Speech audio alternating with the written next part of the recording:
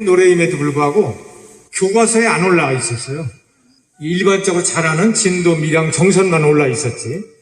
마찬가지로 문경아리랑도 오리지널 옛날 형태를 그대로 지니고 있었기 때문에 일반인들이 관심을 갖지 않았어요. 그래서 교과서에 올라가 있지 않았어요. 그런 면에서 문경아리랑이 조금 소외를 당한 거죠. 근데 이제 2000년대 들어와서 문경에서 한번 전국 학자들이 모여서 세미나를 했어요. 그랬더니 이 문경 지역을 비롯한 강원도 정선 일대는 옛날부터, 그것은 이제 뭐 삼한시대 때부터든 또는 통일신라 시대 때부터든 최소한 고려시대 때에는 정선에서부터 강릉에서부터 이 문경에서부터 상주 이 일대가 똑같은 아랄이었다. 그것이 세월이 지남에 따라서 조선시대 쪽으로 오면서 각각 지역 이름이 생겼던 것이죠. 그 이전에는 뭐 문경이나 또는 고개 하나 넘은 충주나 노래를 가지고 충주 노래, 문경 노래 이렇게 구분할 이유가 없었죠. 그러니까 적어도 고려시대 때까지는 노래가 이동이 되는 것은 딸이 시집가는 거리, 며느리를 데려오는 거리까지만 노래가 왔다 갔다 한 거예요. 그걸 통원권이라고 하는 거거든요. 그 다음에 두 번째는 장시권, 시장, 5일장을 어느 마을까지 왔다 갔다 하느냐에 따라서 노래가 그 동네에서 왔다 갔다 하는 거거든요. 그런데 문경이라고 하는 곳은 이 소백산맥에 있어가지고 강원도하고 한강을 따라서 낙동강을 따라서 가는 데에 전혀 다른 문화가 있었던 곳이죠.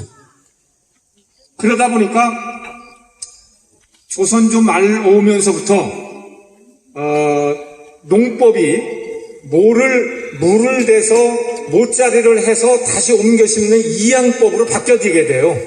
그게 조선 17세기부터예요. 그 이전에는 그냥 보리 뿌리듯이 물론에다가 벼씨를 뿌려서 크게 했거든요.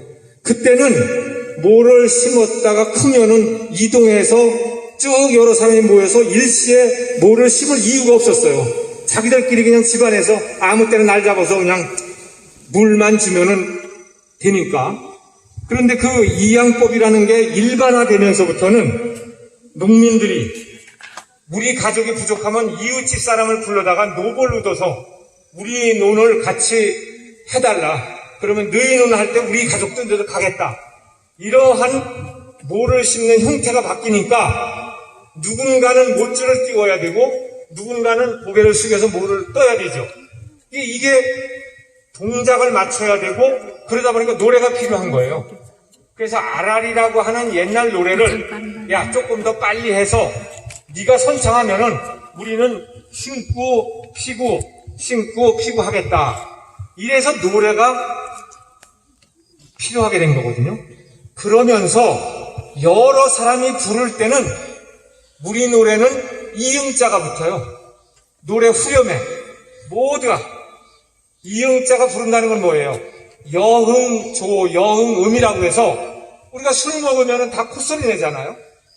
어린아이가 노래해도 콧소리가 나고 남녀가 극한 쪽으로 사랑을 할 때도 콧소리를 하고 그게 이응음이거든요. 이응음이라는 것은 여러 사람들에게 흥을 돋군다는 뜻이란 말이죠. 그 이전까지는 아랄이었는데 그렇게 여러 사람들이 모를 심으면서 노래를 하다 보니까 이응이 붙어서 아리랑이라고 하는 게 되는 거예요. 근데 그 아리랑이라는 이름이 붙게 된 거는 강원도 정선 쪽은 땅이 없어요. 모를 심을 만한 땅이 없어.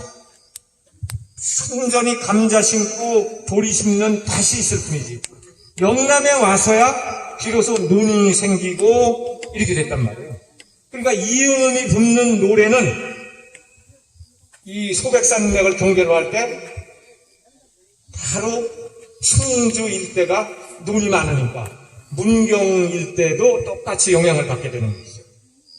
서울을 가려면 당연히 고개를 넘어가야 되고 산남 사람들이 모두 고개를 넘어가야 되기 때문에 충주 일대는 사실은 장시권이 이루어졌어요. 결혼은 안 해도 시장을 보러 가려면 문경 쪽에서 오히려 충주 쪽으로 가는 경우가 많았다는 거예요. 그러니까 노래가 섞이는 것이고, 그러다 보니까 모 심을 때 노래가 문경 지역에서 전달이 돼서 오히려 강원도 정선에는 이응자로 부르진 않아요.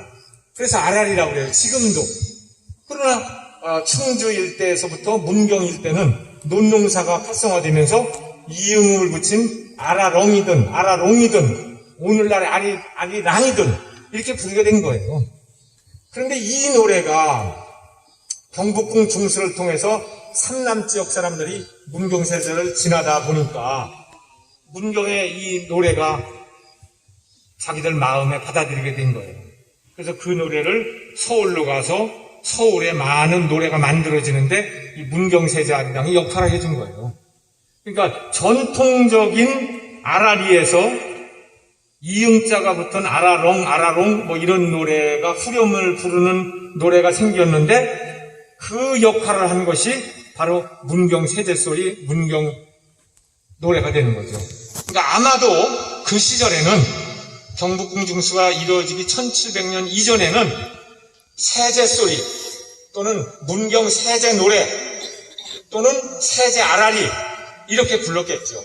그런데 농농사가 활성이 되고 이응음이 붙으면서 이제 세제 아리랑, 문경 세제 아리랑 이런 이름으로 바뀌게 된 것 뿐이죠. 그러면은 이 문경 아리랑이 사실은 경상도 강원도 일대의 아라리라고 하는 아주 오리지널인 옛날 노래이기 때문에 사람들이 이거 저거 다 부르는 노래야, 아는 노래야 라고 해서 별로 관심을 갖지 않았어요. 그런데 이 문경세제 소리가 문경세제를 건너서 서울에 알려지면서 새로운 아리랑, 헐버트가 채보했다는 아리랑, 이런 아리랑이 생기면서 이 아리랑이 본조 아리랑을 만들고 진도 아리랑을 만들고 밀양 아리랑을 만드는 거예요. 그러니까 우리가 노래라는 것은 늘 듣던 것보다 새로운 노래가 있어야 관심을 갖고 부르게 되는 거거든요. 그러니까 원래 오랫동안 불러오던 아라리제의 문경세제 아라리는 사람들이 들어도 관심을 안 가졌던 거예요. 그런데 서울에서 부르는 본조 아리랑, 밀양 아리랑, 진도 아리랑이 나오니까 사람들이 관심을 가졌던 것 뿐이에요. 원래 오리지널은 강원도, 경상도 일대에서 불려졌던 아라리였다. 그 중에서도 문경이라는 지역은 서울과 통하는 관통 지역이기 때문에 사람들이 흥취를 돋구기 위해서 모를 심을 때든 놀기 위해서 부를 때든 이응자 들어가는 후렴을 필요로 했다. 그 후렴을 가장 먼저 필요로 했던 사람들은 아마도 문경 지역 일대 사람들이었을 것이다. 그 증거는 헐버트라고 하는 사람이 1896년에 이미 10년 전부터 내가 기록 찾아보니까 이 노래가 이렇게 불려지더라. 그 노래는 문경세제 박달나무는 홍두깨 방면으로 다 나간다. 아로롱 얼싸 어시야 라고 부른다더라. 이렇게 헐버트가 기록을 해놨는데 이 이후에 이 사설을 쓰는 아리랑은 전국에서 문경세제가 문헌상으로 제일 먼저 나타나는 거죠. 아주 오래전부터 불려졌겠지만 기록상으로는 1826년에 동아일보에 처음 나타나는 거죠. 그래서 학자들이 헐버트라는 사람이 최초의 근대 아리랑이라고 하는 걸 기록했는데 그 모형이 바로 문경세제 박달나무는 홍두깨 방망이 다 나간다라는 노래를 1절에서 부르는 문경세제 아리랑이 어머니 역할을 했구나. 그래서 2000년대부터 문경세제 아리랑을 중요하게 생각하고 학자들이 연구를 많이 하는 거죠. 그러니까 우리가 일반적으로 진도 아리랑, 밀양 아리랑, 본조 아리랑을 사실은 뒤에 가까이 하지만 그거의 어머니는 바로 문경세제 아리랑이다.